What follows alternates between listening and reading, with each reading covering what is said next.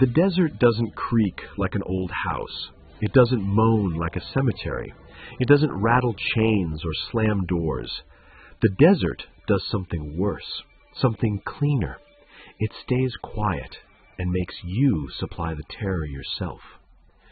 At night, Highway 375 becomes a thin black stitch pulled tight across Nevada's emptiness. There are moments when your headlights feel too small for the job, like you're trying to light an ocean with a match. The sky above is so open, it feels unfinished. The stars aren't romantic out here. They're clinical, cold points of light that make you aware of how exposed you really are. And if you turn the music off, if you let the cabin go still, you'll notice a sound that doesn't belong to your engine, doesn't belong to the wind, doesn't belong to anything you can name. A faint electrical whisper, like the air itself is carrying a signal it isn't supposed to. Somewhere beyond the mountains, past dry lake beds that look like bone under moonlight, there's a place the world knows by a nickname, a label that sticks to the tongue because it feels like a secret you weren't meant to say out loud. Area 51. The name has been dragged through decades of rumor, aliens, crash retrieval, underground hangars, technology too advanced to understand. But the real reason Area 51 is terrifying has nothing to do with little green men. The real reason it gets under your skin is simpler. It is a place where the map stops being honest, where fences appear in the middle of nowhere like a sentence cut off mid-thought, where warning signs speak in a tone that isn't a suggestion, where the horizon looks empty, yet you can feel a tension on you as if the desert itself has eyes. And the strangest part is this: you don't have to trespass. You don't have to step over any line to feel it. The dread starts long before the gates. It starts in the way the air behaves, in the way the silence seems to sharpen, in the way the land around Groom Lake, flat, pale, and distant, sits like an eraser waiting to remove you. People call it a base, but that word feels too human for what the place has become in the imagination. A base implies community, routine, normal. Area 51 is different. It exists as an absence, a blank spot, a region known as much for what cannot be confirmed as for what can. And that uncertainty is a perfect incubator for fear, because fear loves one thing more than blood. Fear loves missing information. If you've ever listened to an old tape, the kind that hisses under the voice, you know the sensation. Your brain leans forward, trying to fill in what the static hides. You start hearing things that aren't there, not because you're foolish, but because you're human. The mind cannot stand a gap. It will invent a bridge, even if the bridge collapses. Area 51 is a gap large enough to swallow entire theories. Historically, the story begins in the Cold War, when the United States needed a place so isolated it could test aircraft without the world watching, a place where experimental planes could land on a dry lake bed, a place where pilots could learn to fly machines the public wasn't allowed to know existed. Later declassified documents would openly connect Groom Lake with projects like the U-2 and other classified programs, real reasons for secrecy that are, on their own, unsettling enough. But the public didn't experience it as programs. The public experienced it as silence, and silence invites mythology. The rumors didn't start because people are irrational. They started because the sky over Nevada started behaving strangely. Lights moving in ways that didn't match commercial flight paths. Distant roars that didn't match any airplane anyone recognized.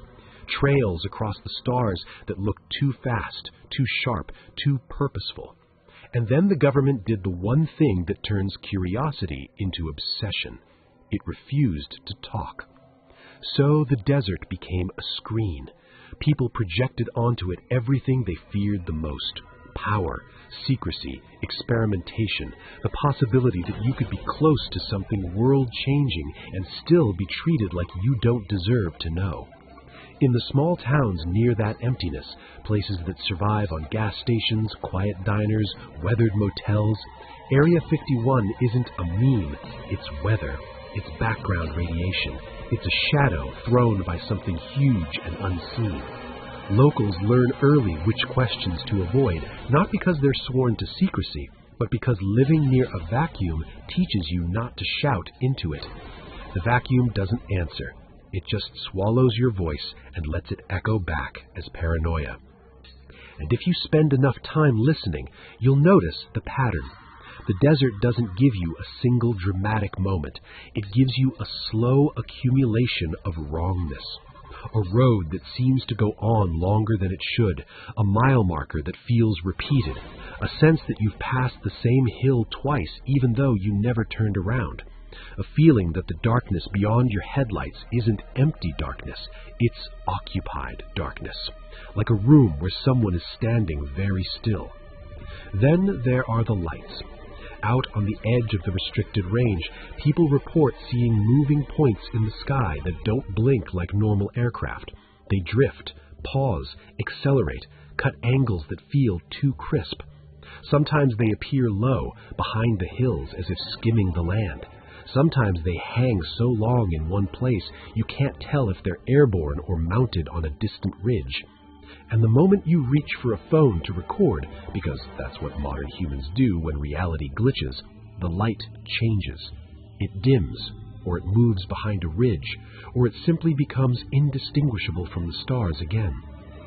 There are rational explanations for this, and they are real.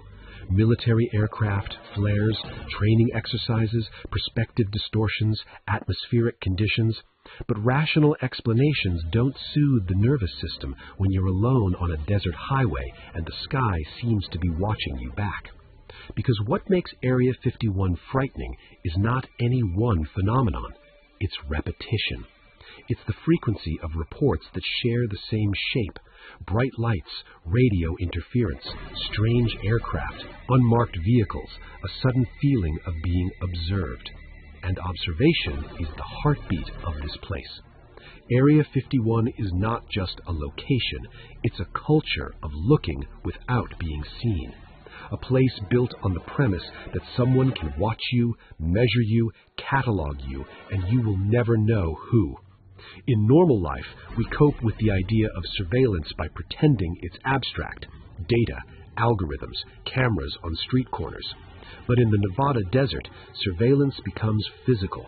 It has a geography, it has fences, it has warning signs that speak with confidence as if they've been waiting for you. What no one tells you is that the signs are part of the horror. They don't say, please don't enter. They don't say, restricted area. They speak in language that assumes you're already a problem, a threat, a mistake. They carry the cold certainty of a place that has the authority to decide what you're allowed to know, what you're allowed to see, even what you're allowed to remember. And then there's the other kind of sign, not printed. People who linger too long near the edge of the range, again, without crossing into anything illegal, have described seeing vehicles appear that weren't there a moment before. White trucks, SUVs, cars with dark windows, sometimes parked on ridge lines like silhouettes against the sky. They don't rush you. They don't shout. They simply exist in a way that changes your breathing. Because a vehicle that appears silently in the desert feels less like transportation and more like a message. We know you're here. And the desert itself cooperates with that message. Out here, you can't hide. Your headlights broadcast you. Your tire noise announces you. Your presence is a flare in a landscape that can see forever. And once you realize that, you feel something you don't feel in a city. Something ancient. The fear of being the only moving thing for miles. The fear of being easy to find. The fear that the emptiness is not emptiness at all, but a stage built for someone else's experiment. This is where the tape library feeling takes over, where the place starts behaving like an archive. Because the desert doesn't forget tracks. It doesn't forget footprints.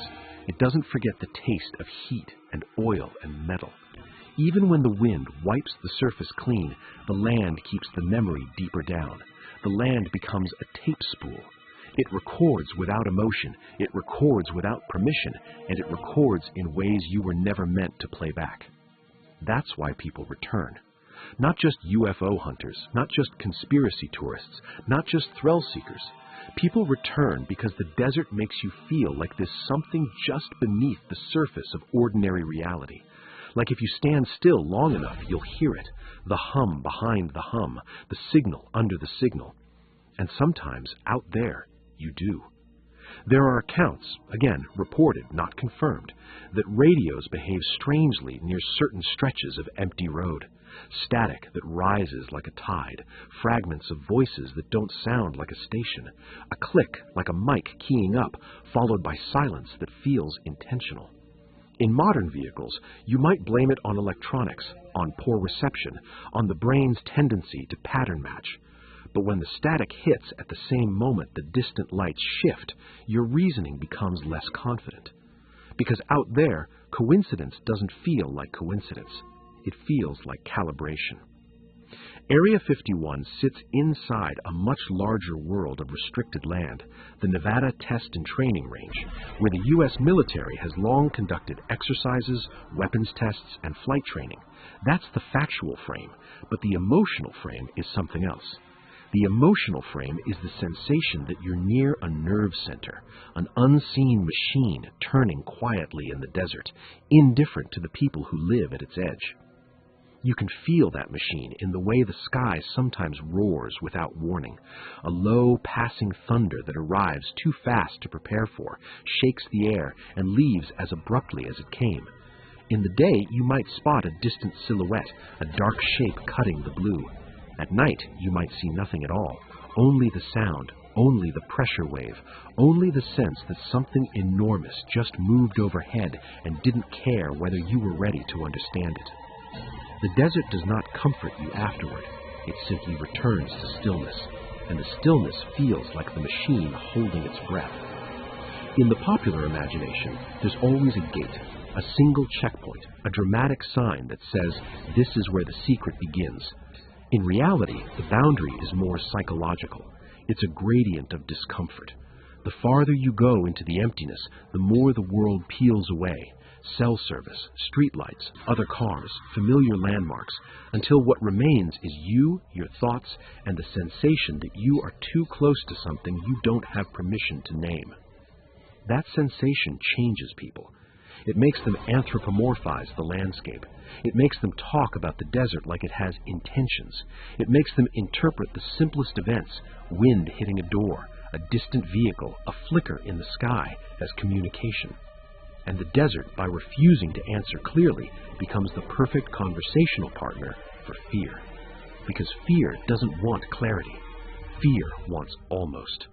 Almost a voice. Almost a shadow. Almost a pattern you can't prove. So, let's talk about the almost moments people describe near Area 51. The kinds of moments that don't become headlines because they aren't dramatic enough. The moments that are small, private, and therefore more believable to the person who experiences them. A single light that appears at a ridgeline and stays perfectly still for 20 minutes, then vanishes the instant you look away. A line of lights moving in formation, too low to be satellites, too silent to be conventional jets, until, seconds later, the sound arrives like delayed thunder, as if the sky itself is buffering. A feeling on certain stretches of road that your perception is off, like the distance between you and a hill is changing faster than it should, like the road is gently leaning you toward a place you didn't choose. And then there's the most unsettling report of all, the sudden absence of normal life.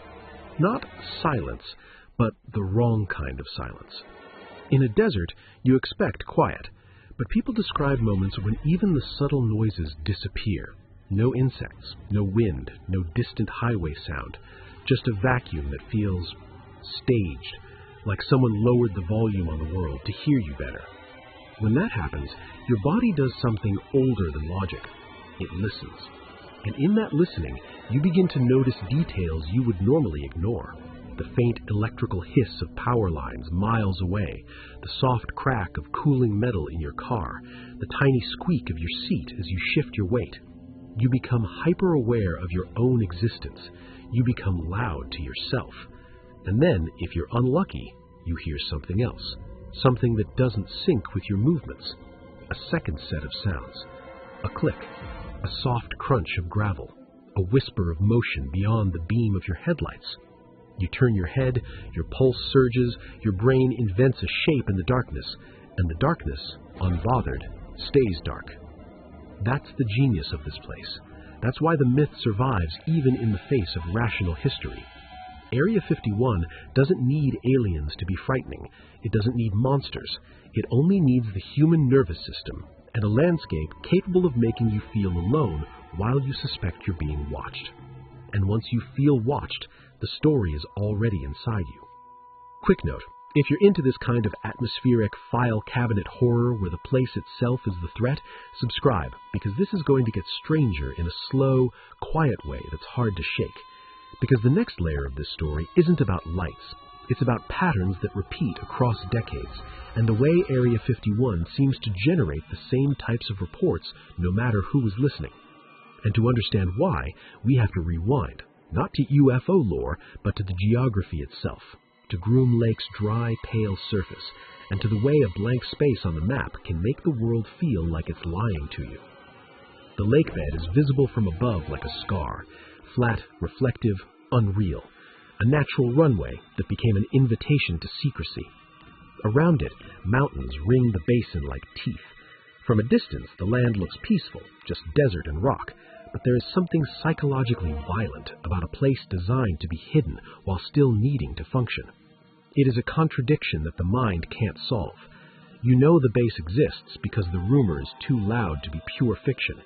You know something happens there because aircraft don't test themselves.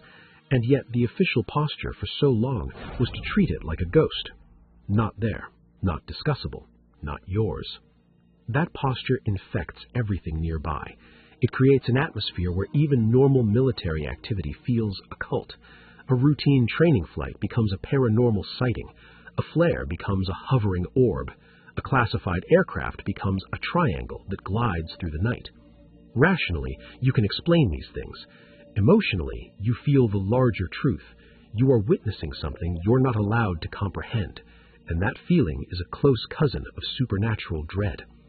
The desert thrives on cousins. The way a coyote's distant call can sound like a human scream if you're tired enough. The way wind moving through a culvert can sound like whispering if you're alone enough.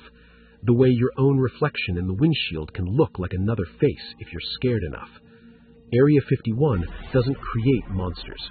It creates conditions. Conditions that make monsters easy to imagine. And that is exactly what we're going to map next.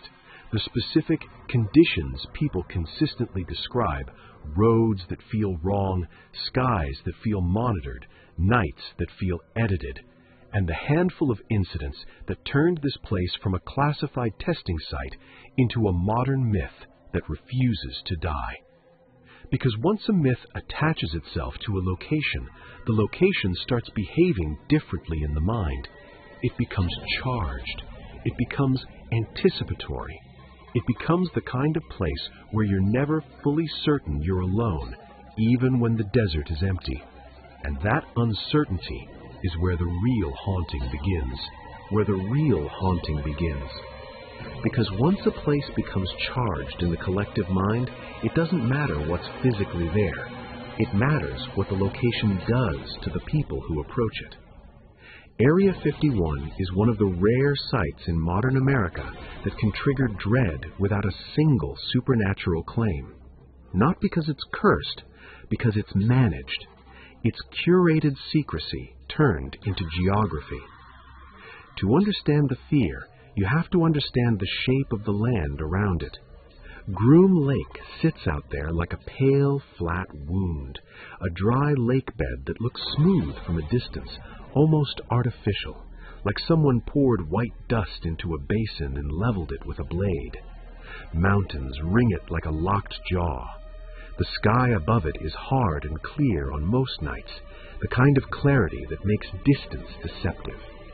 Out here, far away can look close enough to touch, and close enough can still take you hours to reach. And that distance, that illusion, is part of the mechanism. Because Area 51 lives inside a much larger quilt of restricted space. The Nevada Test and Training Range is vast, and the boundaries aren't just fences, they're airspace, corridors, invisible rules stitched through the atmosphere. This is one of the most important facts people forget when they talk about the place like it's a single bunker. It isn't a single point. It's a region where normal expectations thin out. In a city, you're used to moving freely and being ignored. In the desert near a high-security range, you can move freely and still feel watched, which is worse. Because being watched in a crowd feels abstract. Being watched in an empty landscape feels personal. For decades, the government avoided directly acknowledging Area 51 in the way people wanted, like it was a rumor too embarrassing to speak aloud. Eventually, declassified documents and public disclosures made it clear the site was used for classified flight testing, real aircraft, real projects, real reasons to keep certain things quiet. And that should have been the end of the myth, but it wasn't. Because the myth doesn't feed on whether the base exists. The myth feeds on the sensation that the world is capable of hiding enormous activity behind ordinary-looking horizons, and you are not entitled to know. In the town of Rachel, tiny, isolated, famous in its own quiet way, the desert doesn't feel empty the way tourists imagine. It feels occupied by distance. The roads are long and simple until they become long and strange. The streetlights vanish. The night becomes the dominant element. And once you're far enough out that your phone can't reassure you with a signal, your brain starts running older software. Is there a predator? Is there shelter? How many miles to help? And then Area 51 adds a modern twist to those ancient instincts. What if the predator isn't an animal? What if the predator is authority? That's where the emotional temperature changes. That's where people start describing the perimeter in the same tones people use for haunted houses. Not, I saw a fence, but I felt the line. Not, there were signs, but the signs felt like they were written for me. Not, a vehicle arrived, but a vehicle appeared, like it had been waiting for my attention to drift. And again, none of that requires aliens. None of that requires ghosts. It requires the desert, the night, and a human nervous system that hates being uncertain. A lot of the fear is born from the way the place behaves like a tape you can't rewind. You don't get clear footage, you don't get crisp answers, you get fragments, partials, moments that almost form a complete picture but never quite lock into place. You get a light that hovers too long, then moves with purpose. You get a sound that arrives after the object is gone. You get a faint electrical hiss in your speakers, and you can't prove whether it's interference or something else. And the moment you try to turn those fragments into certainty, they slip away. That's the tape library effect. The case file never closes. The reel never stops spinning. It's also why Area 51 attracts a particular kind of witness, not the person looking for a thrill, but the person looking for confirmation that the world still has places where reality behaves differently.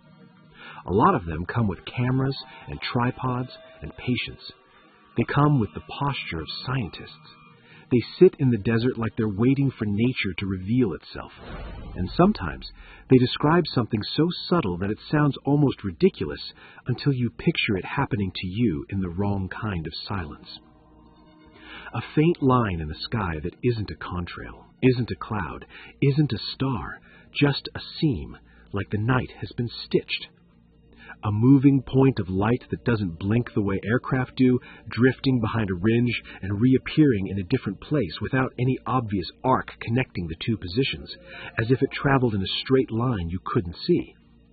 a cluster of lights that look like they're attached to something massive, something wider than it is long, sliding across the darkness with an almost embarrassing ease, until your brain remembers perspective and whispers a reasonable answer. Distance makes it look slow, altitude makes it look wrong. But reason doesn't land cleanly when the desert is doing what it does best, making you feel small. One of the strangest features of Area 51 lore is that even the rational explanation stays scary. It's not comforting to realize that what you saw might be a classified aircraft. It's not soothing to accept that the night sky can hide machines for war and secrecy. In a haunted house story, skepticism is relief. It was the pipes. Here, skepticism becomes its own horror. It was real, just not for me. And then there's the culture that grew around the boundary. The famous warnings, the stories about unmarked vehicles, the idea that you can be observed from ridgelines and never know how many sets of eyes are on you. People who talk about the perimeter often describe the same thing, not aggression, but presence. Not a chase, but a gentle tightening. It's the sensation of being managed, as if the land is a funnel and you are drifting toward a place that doesn't want you to drift. The desert funnels sound, too. That's another piece no one prepares you for. Acoustics out there are unpredictable. A distant engine can carry farther than it should. A gust can bring you a sound and then cut it off like someone closed a door. A plane can be present and invisible, its silhouette lost to the stars, and then its roar hits you seconds later like the sky finally decided to admit what it was doing. There are nights when the desert feels like it's playing back recordings, because you'll hear something that feels familiar, an engine, a thud, a low drone, and you can't match it to any visible source. It's like hearing a song through a wall and being unable to tell which room it's coming from. Your mind starts drawing maps. It starts making guesses. It starts filling in the missing footage. And then, almost inevitably, the human element creeps in. The stories that people repeat because they want them to be true. The whispered claims about underground levels, hidden hangars, something recovered that wasn't made here. Those are the loudest parts of the myth, but they're not the parts that haunt you on the drive home. The parts that haunt you are quiet. The way your headlights carve a tunnel through darkness, and you realize how much darkness is left untouched. The way your rearview mirror becomes a second horizon, and every pair of distant lights looks like it might be following you, even when it's just a reflection, a star, a trick of glass. The way your radio produces a thin layer of static that you never noticed before, because now you're listening for it. Static is the most honest metaphor for this place. It's always there. Normally you ignore it, but once you've been told there might be a signal hidden inside, you can't stop trying to decode it. You turn the dial, you adjust, you lean in, and suddenly you're hearing patterns that might not exist. That's not stupidity. That's vulnerability. Area 51 makes you vulnerable to interpretation, and in a vulnerable mind, the desert can create a kind of waking dream. You're driving, the road is empty, the speed is steady, the world becomes hypnotic. Lane lines, headlights spill, dark hills, repeat. Your body relaxes just enough for your imagination to start operating without supervision. You begin to feel like you're not traveling across land, but across an idea. The idea of secrecy, the idea of forbidden knowledge, the idea that if you just keep going, the world might peel back and show you the machinery underneath. That's when people make mistakes. Not trespassing mistakes, human mistakes, cognitive mistakes. The kind you make when you're tired and excited and afraid at the same time. You confuse distance. You misjudge time. You think you saw something move behind a ridge and you can't let it go. You keep your eyes on the dark too long and you realize you're not watching the road the way you should.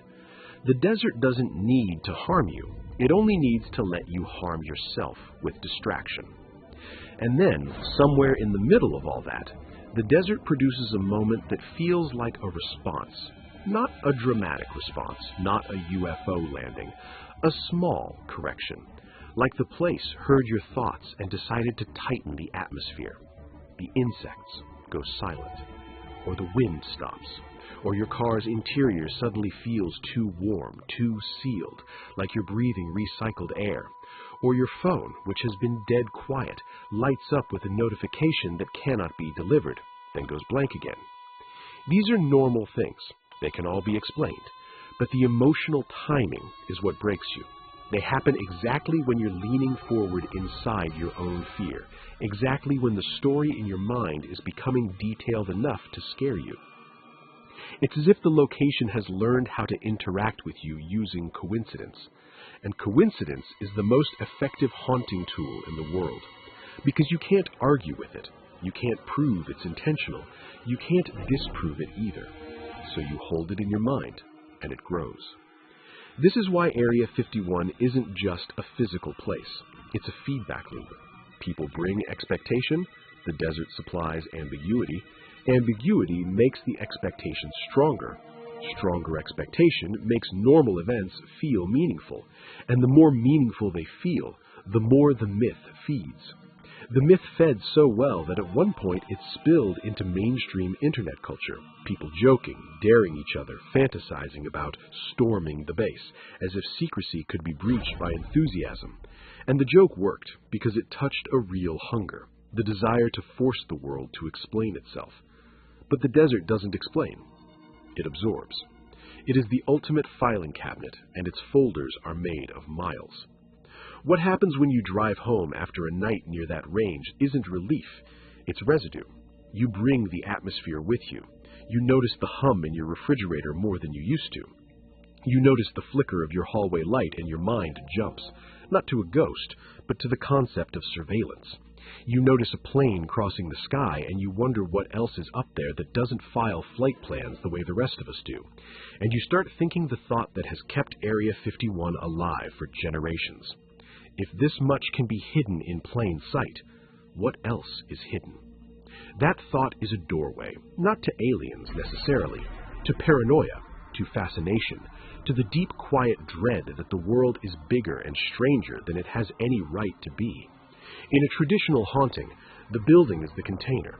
In Area 51's haunting, the container is the landscape. There is no single room you can walk into and point to and say, this is where it happened. The room is the desert itself, and the walls are the mountains, and the ceiling is the sky, and the door is the road that brought you there. And the moment you understand that, a new fear appears, one that is more intimate than a UFO lore, because if the desert is the room, then you've been inside it the whole time. You never entered a base. You entered an atmosphere, and atmospheres don't have gates. They don't have locks. They don't have posted hours. They follow you. But the strangest reports, the ones that make even skeptics pause before they dismiss them, aren't about lights or aircraft. They're about something harder to file under misidentification. They're about the feeling that the place reacts to attention. That the more you look, the more the sky behaves. That the more you wait, the more you're rewarded with something ambiguous enough to keep you coming back. A light that appears only when the cameras are down. A sound that arrives only when everyone stops talking. A shape that doesn't resolve into an aircraft until after it has already moved into darkness. And then, when you try to recall the details, the memory smears slightly, like a tape that got warm in the sun and warped by just a fraction. That's when people start saying the most dangerous sentence in any investigation. I know what I saw. Because the truth is, memory is not a recording, it's a reconstruction. And the desert gives you excellent raw material for reconstruction. So now we're going to do something that feels simple, but isn't. We're going to follow the road again, not as tourists, not as trespassers, not as thrill seekers, but as listeners. We're going to treat the desert like an audio file. We're going to pay attention to what stays consistent across decades of accounts, the conditions, the timing, the sequence. And when you line those accounts up like tracks in an editing timeline, a pattern starts to emerge. It starts with the same setup almost every time, a long drive, a silent stretch, a point where civilization falls away, then the first anomaly, a light, a sound, interference, then the second, the sense of being watched. Then the psychological shift. Time feels strange, distance feels wrong. And finally, the aftertaste, the feeling that you were close to something awake, not supernatural, not alien, just awake in the way a controlled environment can be awake when it knows it's being observed. The question isn't, are the rumors true? The question is, why does the same shape of experience keep repeating? And there's one more layer we haven't touched yet, one that turns this from mystery tourism into something darker. Because the desert isn't just empty land, it's land with a history of testing, of explosions, of experiments, of decisions made far from public eyes. And when a landscape has been used as a laboratory, people begin to wonder whether the land itself has been altered in ways we don't fully understand. Electromagnetic quirks, atmospheric disturbances, sensory distortions that can make the brain misfire in subtle ways. Those are rational possibilities, but they come with an irrational emotional conclusion. What if the place doesn't need to hide anything in hangars? Because the place can hide things in your perception. And that's when the road stops being a road. It becomes a corridor that leads not to a gate, but to a moment where you realize your senses might not be fully your own out here. And once you suspect that, once you suspect the desert can edit your experience, then every light in the sky becomes less important than the darkness in your mind. Because now the haunting isn't what's out there, it's what did it do to me? Because once you suspect a place can edit your perception, you stop treating strange lights like the headline. The lights become the punctuation. The real sentence is written in what happens around them, what happens to time, to sound, to the way your mind tries to stabilize itself in a landscape that refuses to cooperate. If you want to understand Area 51 the way an ambient archive understands it, you don't start with aliens. You start with the simplest, most brutal truth. The desert is a sensory deprivation chamber that pretends to be outdoors. In a city, your brain is constantly anchored. Streetlights, people, signs, noise, reflections. You are bathed in cues that tell your nervous system, this is normal, this is inhabited, this is predictable. In the Nevada desert at night, those cues vanish. It's not just quiet, it's the absence of confirmation. The world stops reassuring you. So your brain does what it has always done when it's hungry for certainty. It invents. It fills gaps. It turns ambiguity into threat, because that's safer than turning threat into ambiguity. And Area 51 sits at the center of that process like a black magnet. It's not just the base, it's the idea that there is a center, a hidden node, a reason the emptiness feels curated, a reason the darkness feels disciplined. When people describe the fear out here, what they're really describing is the sensation of entering a system without being told the rules. That's why the case file versions of this place all begin the same way. Not with a creature, with a drive. A long approach through emptiness that slowly removes your options until you realize the only thing you can do is continue forward or turn around, and both choices feel like they're being observed.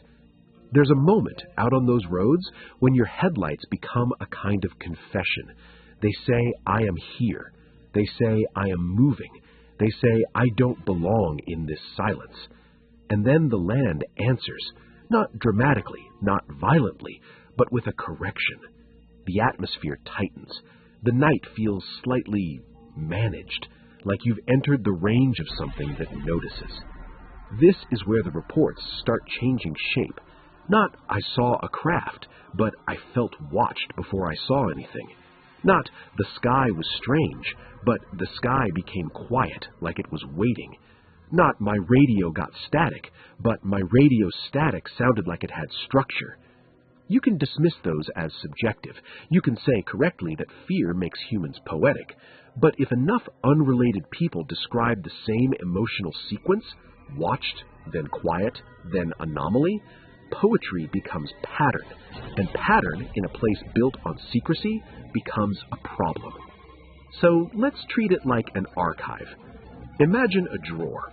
Inside it are incident notes, not official reports, private recollections, roadside conversations, late-night forum posts, the kind of testimonies that feel too small to be evidence and yet too consistent to be ignored. If you flip through them, you begin to see the same types of entries repeating across years like a refrain. One entry begins with a trucker pulling off the highway not to explore, not to trespass, but to rest. The kind of rest you take in your seat because the road has been hypnotizing you for hours. He kills the engine. The sudden silence makes his ears ring. He sits there and watches the black mountains hold the sky.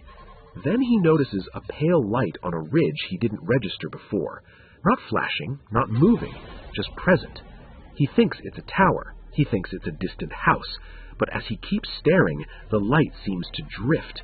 Not across the ridge, but through it, as if the ridge is a thin screen and the light is behind it, changing depth like a thought shifting in the mind.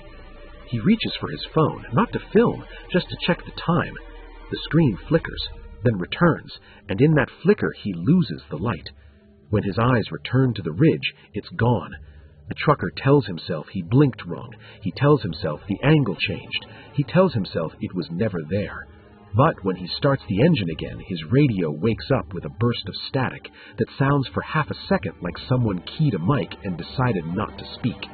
A click, silence, static, and he drives the rest of the way with his shoulders tight, trying not to look at the ridgelines too long. Another entry begins with a couple who came out there the way people do now.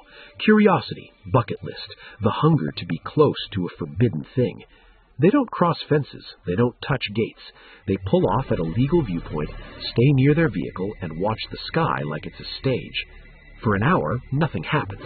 Then, without warning, everything changes. Not in the sky, but in the soundscape. The insects stop.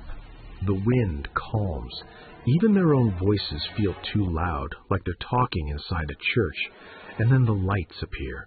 Multiple points, low and steady, moving as if attached to something large. The couple watches, holding their breath, their brains refusing to process the scale because there is no reference point. The lights drift behind a ridge and vanish. Seconds later, a delayed roar passes overhead, low, fast, gone. Their bodies react before their minds do. Adrenaline floods, their skin goes cold, and the terror isn't UFO. The terror is the realization that something flew near them that they could not identify with confidence. Something real enough to vibrate the air. Something present enough to make the desert feel awake. They leave quietly. They don't say much. They don't want to attract attention, because once you feel watched, even your own words start to feel like evidence. Then there's the entry that always repeats in different forms, the unmarked vehicle, the white truck, the SUV on the ridge. The witness never describes it as aggressive. That's what makes it work. It's not a chase, it's not sirens, it's the appearance of a shape in a place where shapes are rare. The vehicle sits at a distance where it doesn't have to do anything, it doesn't have to approach, it only has to exist as a reminder that the emptiness isn't unmanaged. And the witness, being human, does the rest. They adjust their posture, they stop taking pictures, they lower their voice, they stop moving around so much, they become polite in their own fear. Not because someone told them to, because the desert has made them feel like a guest who might have overstayed. That is a haunting, not a ghost, a behavioral shift produced by an invisible authority. And then there's the strangest category of entries, the ones that involve perception. These are the reports that don't describe a craft or vehicle at all. They describe something happening to the witness's sense of reality, like the desert briefly unhooks their mind from the usual anchors. A person checks the time, convinced they've been sitting for 40 minutes. The clock says 12. A person drives down a straight stretch of road, watching a distant hill for a landmark, and feels like the hill never gets closer, like the road is looping without turning. A person hears a tone in their ears, high, thin, persistent, like feedback. When they cover one ear, it gets louder. When they cover both, it becomes almost painful, and then abruptly stops the moment a cluster of lights appears far off, as if the lights and the tone were part of the same system. Those are subjective experiences, yes. They could be stress, fatigue, anxiety, dehydration, the natural quirks of the body amplified by a featureless environment. But here's what makes Area 51 different from any other place where fatigue happens. Here, the fatigue has context. Here, the anxiety has a target. Here, the coincidences cluster around a myth strong enough to shape interpretation. So even when the explanation is rational, the feeling remains irrationally intense. And that's the corridor we're entering now.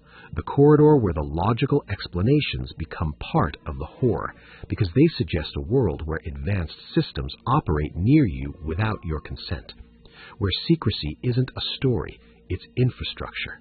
This is where the tape library tone deepens, because now the narrative stops being about what people believe and starts being about what people experience, and how those experiences keep echoing like a recording that never fully degrades.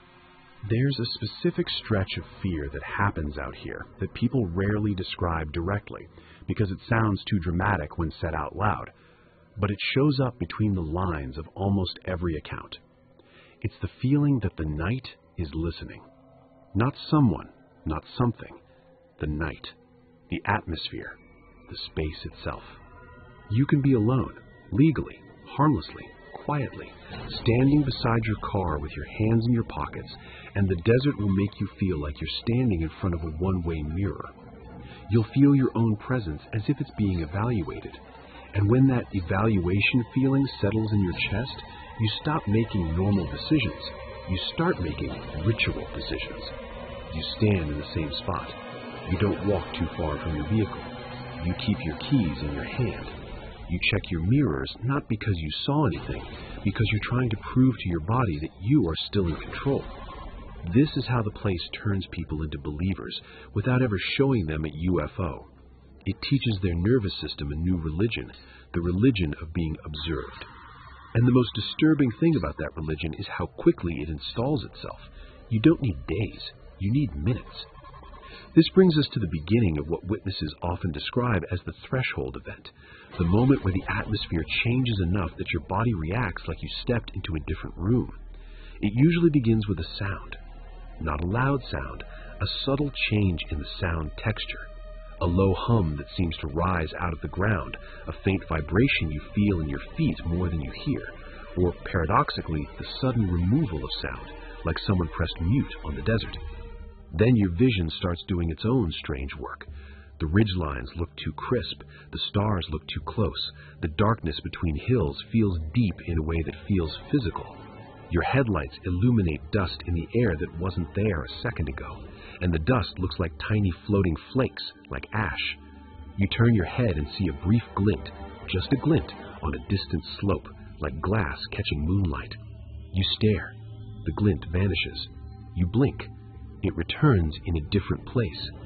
Your brain tries to turn it into something familiar, a reflector, a tower, a vehicle window. But none of those labels settle, and in the failure of labels, fear takes control. Because fear doesn't need certainty to exist. Fear prefers uncertainty. Uncertainty is fertile. This is where we approach the crescendo night.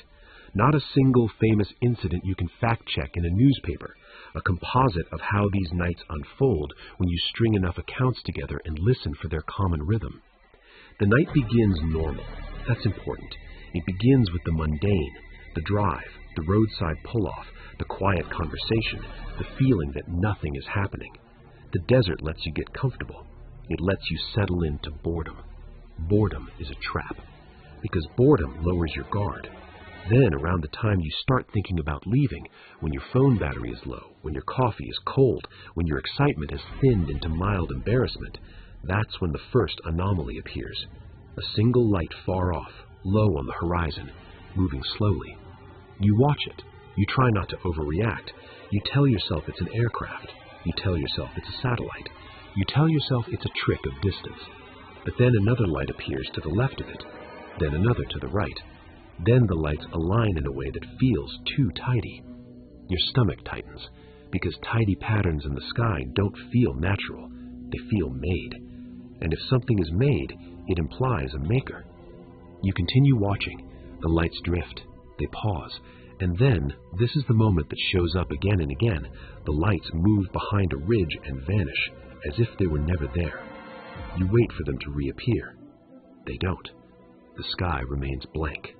And in the blankness, you realize you've been holding your breath. Then the sound arrives. A deep roar. Not overhead exactly, somewhere above and beyond, fast and low, like a giant object passing through the night without wanting to be recognized. The air shivers. The desert, for a moment, becomes a drum. Your body reacts, not with excitement, with fear, because you were just reminded that something can be near you, powerful enough to shake the air and still remain unidentifiable. And once that fear locks in, everything afterward becomes sharper. The shadows deepen, the silence becomes heavier. Your own movement sounds obscene. You shift your weight and the gravel crunch feels like shouting. You glance at your car, suddenly aware that your vehicle is the only shelter you have, and also the most obvious thing in the landscape. You reach for your keys without realizing you're doing it. And that's when the second anomaly happens. Smaller, but more personal. Your radio pops. Not a song, not a station, a brief burst of static with a click at the start, like a microphone opening. And in the static, you hear something that your brain can't decide is a voice or not, something shaped like speech without being readable. You freeze, because every human being has the same primitive reaction to the possibility of being addressed in the dark. We want to know who it is. We want to know what they want. But the desert doesn't clarify. It only offers the sensation that something, somewhere, might have noticed you noticing it. And in that moment, the myth becomes real, not as proof of aliens, but as proof that your reality can be disturbed without warning. Now the night starts stacking stressors. The wind returns, but it feels colder. A thin cloud crosses the stars and makes the sky look bruised. Your phone struggles to focus on the horizon, the screen bright and useless, reflecting your own face back at you like a ghost. You try to laugh. The laugh dies halfway out. You tell yourself you're leaving. And then, across the ridgeline, you see it. A vehicle's silhouette. Not headlights, not moving, just the outline of something parked where you didn't notice it before. It could have been there the whole time. That's the rational answer. But your body doesn't accept rational answers anymore. Your body is running on a different fuel now. Your body says it arrived when things got strange. Your body says it is here because you are here. Your body says you are being measured. You get back in your car. And here's where the crescendo tightens in a quiet, cruel way. As you pull onto the road, you realize the desert has one last trick. It makes leaving feel like you're doing something wrong. The rearview mirror shows emptiness, but your mind fills it with attention. Every distant light becomes suspicious. Every reflective sign becomes a watchful eye. Your speed feels too fast, then too slow. You keep checking your mirrors. Your hands grip the wheel harder than they need to. And then you notice something that, on paper, is meaningless. Your clock. The time seems off. Not wildly, not obviously, just off enough to make you doubt yourself. Did you lose time? Did you misread it earlier? Did you sit there longer than you thought? Or did the night simply stretch because fear dilates perception? In normal life, you'd shrug and move on. Out here, near a place built on secrecy, a tiny uncertainty about time becomes catastrophic in your mind. Because if you can't trust your sense of time, what else can't you trust? And that question, more than any light in the sky, is what makes Area 51 feel haunted. Because it turns the most basic human tool, perception, into something negotiable. And now we're close.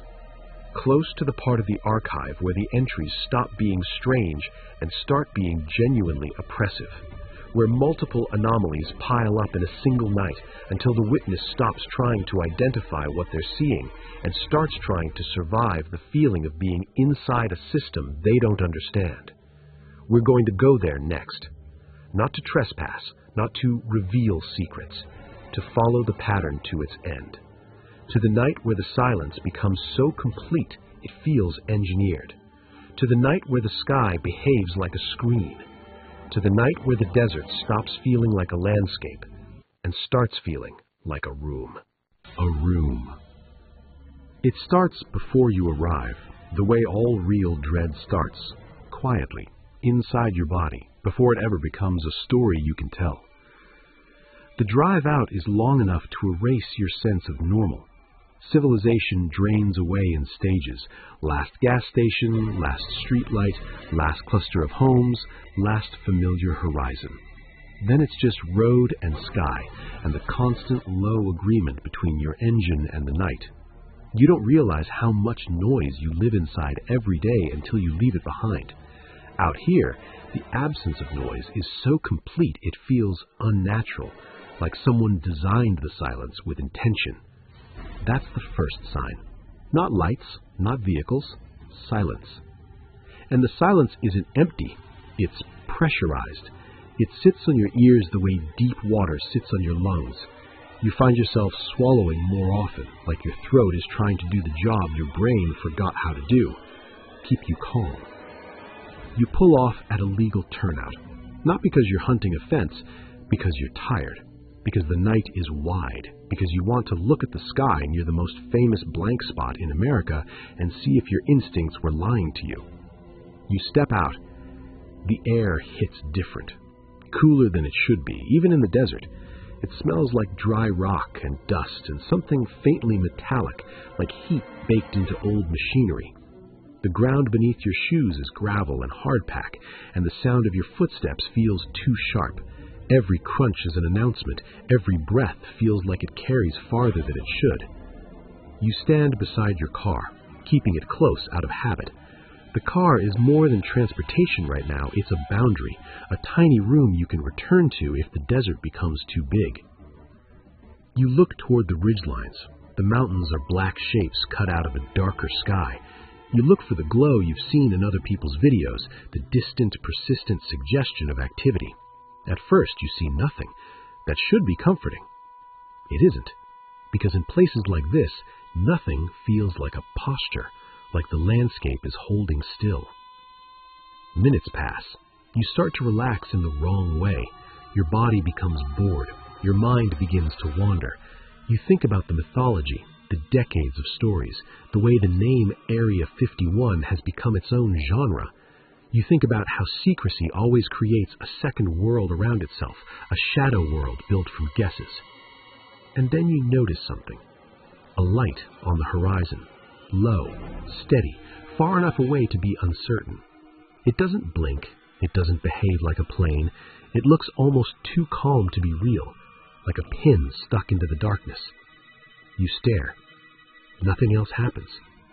That's what makes it effective, because your brain wants a payoff, and the desert refuses to give you one. So your brain leans forward and begins building a narrative on its own. A second light appears, far to the left, then a third closer to the center. They don't flare into existence dramatically, they simply become visible, as if someone adjusted the contrast on the night. The three lights form a loose line. Not perfect, not obvious, just organized enough to make your stomach tighten. Your first thought is rational. Aircraft, exercises, range activity. Your second thought, unwanted, involuntary, is not about aircraft at all. Your second thought is, this is coordinated.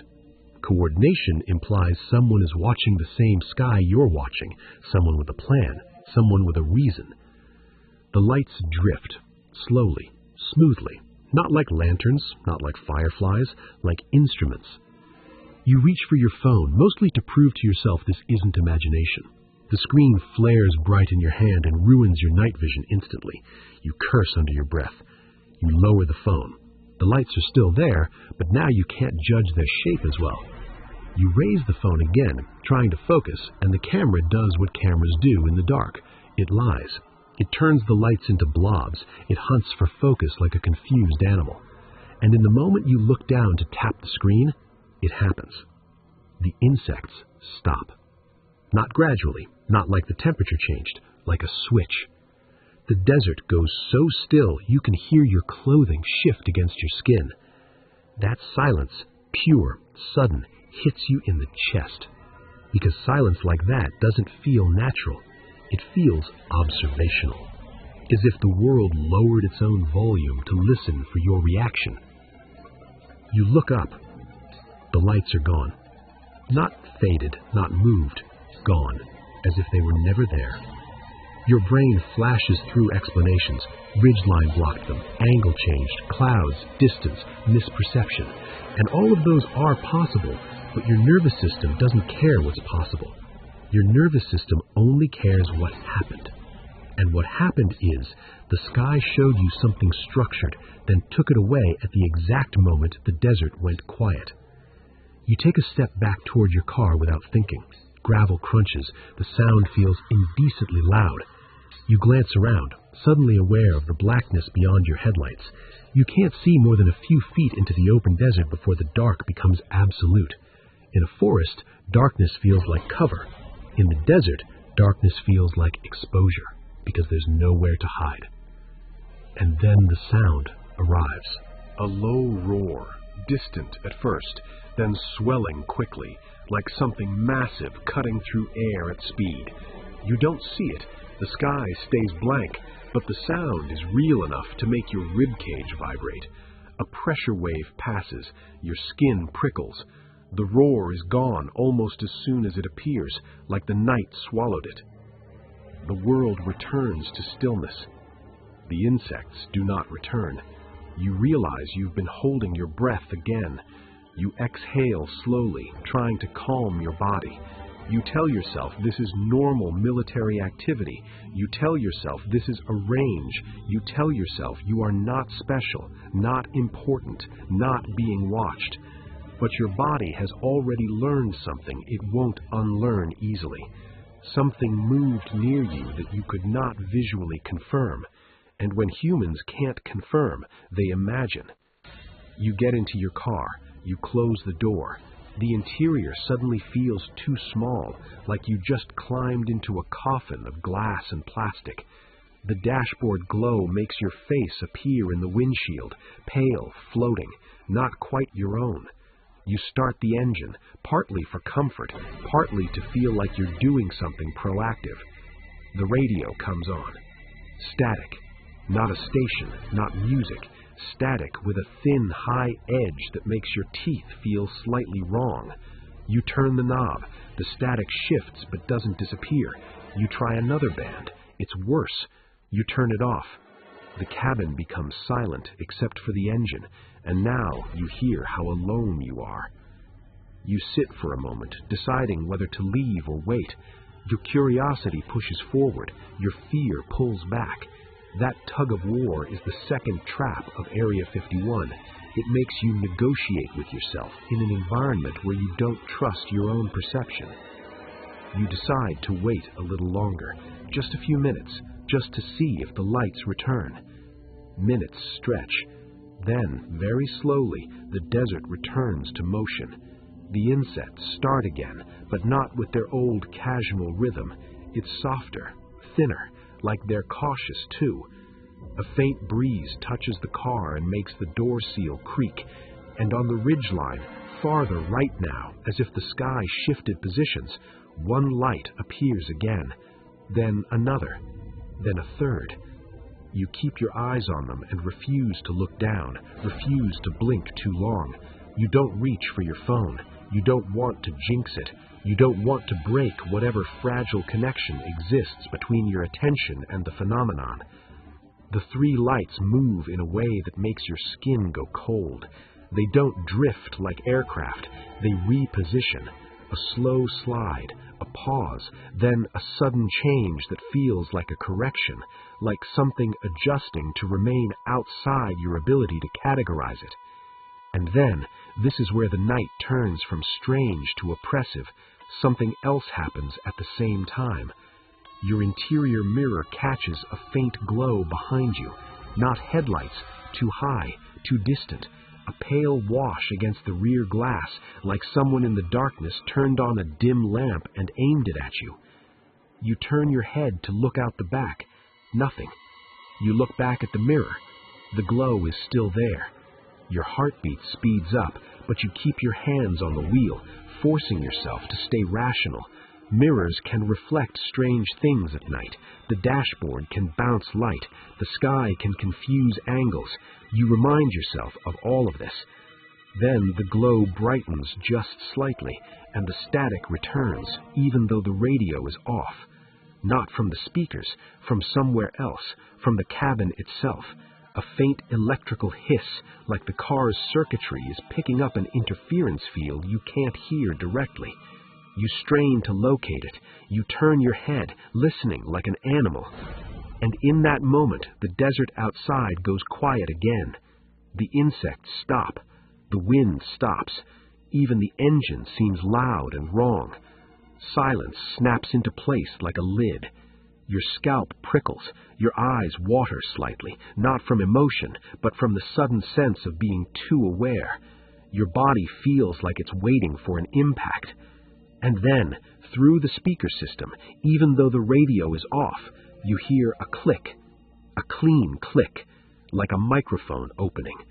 You freeze, your fingers tighten on the wheel, your mouth goes dry. You wait for a voice. Nothing. Then another click.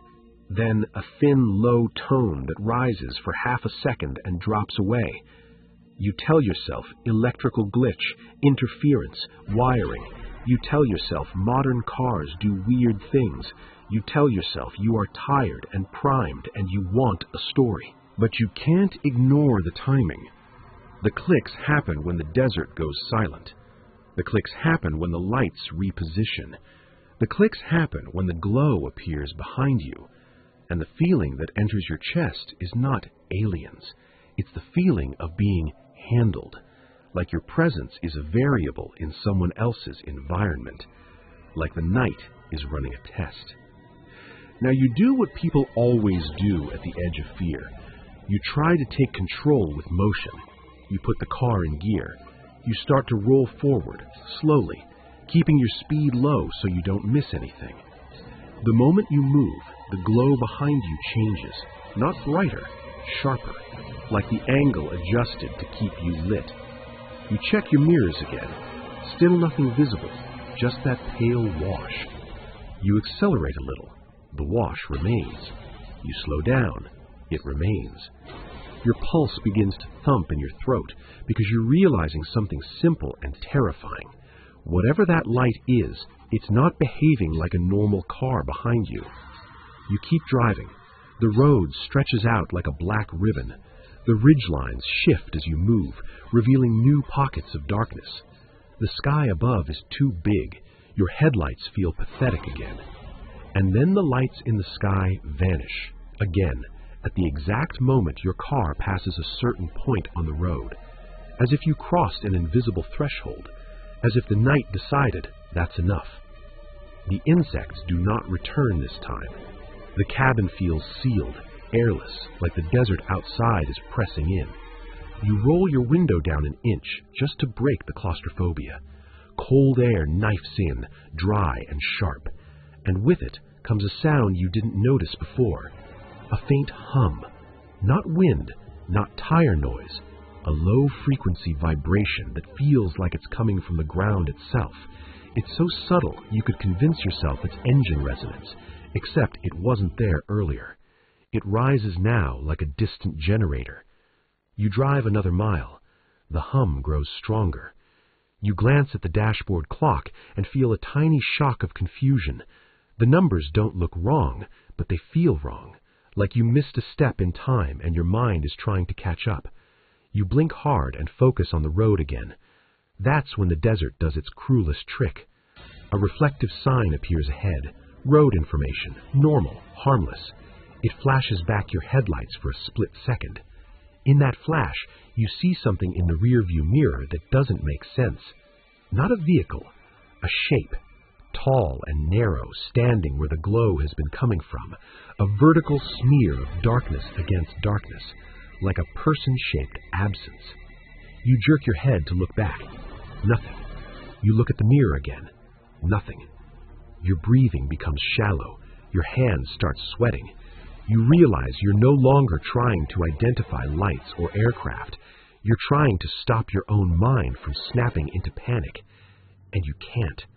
Because the place has finally achieved what it always achieves when the night goes deep enough. It has made you doubt your senses. Now you're in the true room. The road is the hallway. The mountains are the walls. The sky is the ceiling. And you are moving through it, fully aware that you cannot see what is behind you, above you, or beyond your headlight tunnel. You're driving through a space that feels occupied by attention. That's the crescendo. Not a single dramatic reveal. A sustained, escalating awareness that you are in a controlled environment and you are not the one controlling it. After a while, 10 minutes, 20, you can't tell, the insects return in a thin layer, like static over silence. The hum fades. The dashboard feels normal again. The glow behind you disappears as if it got bored. You reach the edge of a town. You see the first streetlights. You see other cars. You see a human world again. And that should be relief. But your body doesn't accept relief immediately, because relief would require believing it's over. And the only thing Area 51 teaches you with consistency is this: even when you leave, you don't know what you were part of. You drive home with your eyes flicking to the sky more than they used to. You turn your radio on, and the music feels too bright, too cheerful, like it doesn't match the aftertaste in your mouth. You lie in bed later, and you hear the normal sounds of your home, pipes, settling wood, and your brain briefly tries to connect them to the desert's clicks and hums. Not because you believe you brought something back, because you learned for a few hours that perception is fragile. And once you learn that, the world never feels completely solid again. Now, we have to do what the tape library always does after a crescendo. We have to step back. We have to ask what could explain a night like that without invoking anything paranormal. And here's where the rational possibilities get uncomfortable, because they don't erase the fear. They relocate it. They suggest not a haunted desert, but a monitored one. Not a supernatural room, but a deliberately controlled atmosphere. We're going to lay those explanations out next. Light, sound, interference, silence, the psychological effects of isolation. And then we're going to show why, even after you account for everything, there's still a residue you can't file away. Because some places don't need ghosts to haunt you. They only need you to realize how easily your mind can be made to listen. Because you learned for a few hours that perception is fragile. So now we do what every real archive does when the tape ends and the room is still. We rewind. Not to erase the fear, but to see what it could be made of. We lay the pieces on the table. We label them. We try to build a reasonable diagram from the night. And the first thing a reasonable diagram would say is this: the Nevada desert is not a haunted house. It's a laboratory environment. Even if you never cross a fence, even if you never approach a gate, even if you never do anything illegal, you can still be close enough to a training range, flight corridor, or test activity that the sky behaves professionally, purposefully, in ways that don't resemble civilian life. That alone can explain more than people want to admit. The lights?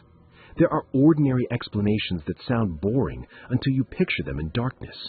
Aircraft on training routes, distant landing lights that look stationary for long minutes because the plane is flying toward you, then sliding sideways at the last moment, making the impossible motion feel real. Lights in a line that look organized because they are organized. Formation training, spacing, procedures. Flares that drift, dim, vanish behind ridges. Equipment that creates reflections on clouds and dust. The desert is a giant optical trick box, and when your only reference is a ridgeline and a few points of light, the sky can do geometry that feels like magic. And the sound delay? That's not supernatural either. Sound is slow, And in certain conditions, temperature layers, wind direction, open distance, you can see something before you hear it, or hear something without seeing it. A fast-moving aircraft can pass through your awareness in fragments. First the visual hint, then nothing, then the roar arriving late like an afterthought. Your body interprets that delay as wrongness because it violates the neat timing your brain expects. Then there's the radio. Here's the part people don't like hearing because it sounds too simple. Radio interference is common in remote areas, and modern vehicles are full of electronics that can pick up noise in ways that feel personal. Static can spike for mundane reasons: terrain, distance from transmitters, atmospheric conditions. A click can be a relay, a tone can be feedback, a burst can be the system trying to connect to something and failing. But here's why none of those explanations fully cure the dread. Because in the Area 51 corridor, the mundane explanation is still loaded. If the lights were training aircraft, that means powerful machines were operating nearby in ways that didn't need to announce themselves to you. If the sound was a classified flight, that means something passed overhead or near enough to make the air shiver, and you were not meant to know what it was. If the static was interference, then the environment might have been saturated with signals, communications, instrumentation, electronic activity, dense enough to touch your car, dense enough to touch your experience. And that's where the rational answer stops feeling comforting, because the rational answer implies a human-made system so advanced, so routine, so indifferent that it can distort your night without acknowledging you. That's not a ghost, but it is a haunting by infrastructure. Now let's talk about the silence moments, the ones that feel engineered. The insect stopping, the wind dropping out, the world suddenly sounding like it got muted. This can happen naturally. Desert conditions can shift quickly. A breeze can lull. Temperature can drop. Insects can reduce activity. Sound can become strangely directional or absent depending on terrain and air layers. And under stress, your perception can narrow so hard it feels like the outside world got quieter when really your attention got sharper. But again, timing is the poison. Because when it happens exactly as lights vanish, exactly as a roar passes, exactly as you notice a glow behind you, your brain doesn't file it as weather. It files it as response. That is the core mechanism of the Area 51 myth. The location makes ordinary variables feel interactive. And that interactivity is what turns a landscape into a room.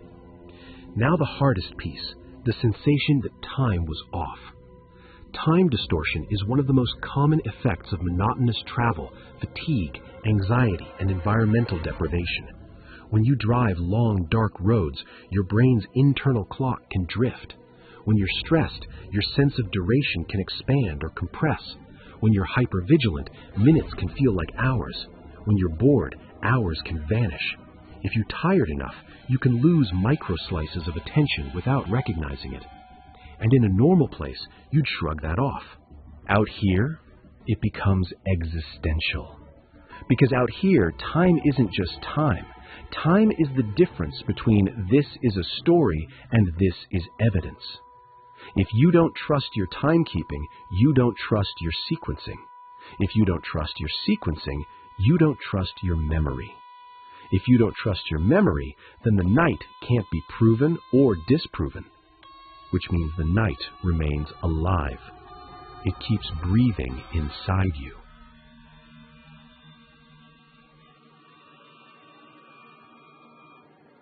This is why skepticism doesn't end the fear. It just changes its shape. In a haunted house story, skepticism is an exit. Wires, pipes, drafts, done.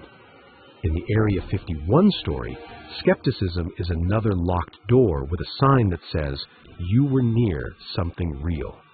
And something real is sometimes scarier than something supernatural. Because something real implies a world where extraordinary activity can happen inches from your life without asking permission, without offering explanation, and without caring how your nervous system handles it.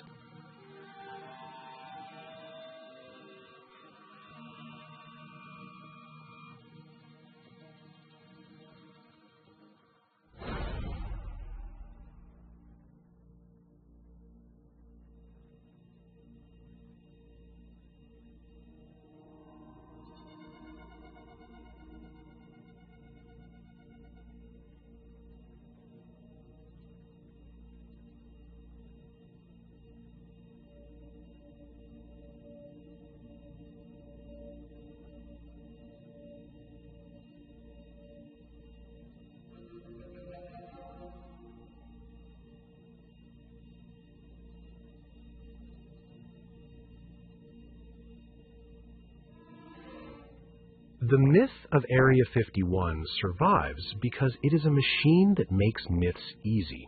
It gives you the perfect ingredients: vast emptiness, genuine secrecy, real aviation activity, restricted land, cultural obsession, and a modern human population trained to interpret every anomaly as a clue. It is a myth that is constantly fed by the fact that, historically, something important really was hidden there. Advanced aircraft, classified testing, the reality of Cold War fear. That truth acts like gasoline. Even if the most sensational stories are exaggerated, the baseline reality is still strange enough to keep the imagination awake. And the imagination, once awake in a place like this, becomes the loudest signal in the room.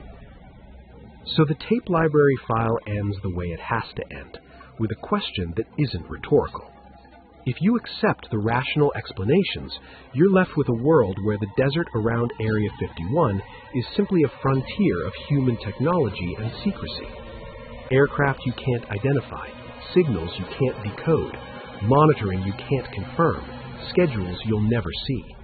That's a cold truth, and it produces its own kind of horror, the horror of systems bigger than you. If you reject the rational explanations entirely, you're left with a world where the desert might be doing something beyond human design, where perception is being altered, where attention triggers response, where the sky behaves like an interactive display. That's a stranger truth, and it produces a different horror, the horror of reality behaving like a living thing. But there's a third possibility that is in some ways the most disturbing. That the truth is a blend, that some of what people see is normal training activity misread through distance and darkness, and some of what people feel, the dread, the hush, the sensation of being observed, is not misread at all. That feeling might be accurate, not because of aliens, because of context, because you were near a place designed to notice you without letting you notice it back. And that asymmetry, the one-way nature of it, is what makes the desert feel haunted, not by ghosts, but by the modern world's ability to create invisible rooms.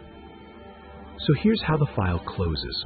Not with a dramatic reveal, with a simple instruction you can try anywhere, even far from Nevada.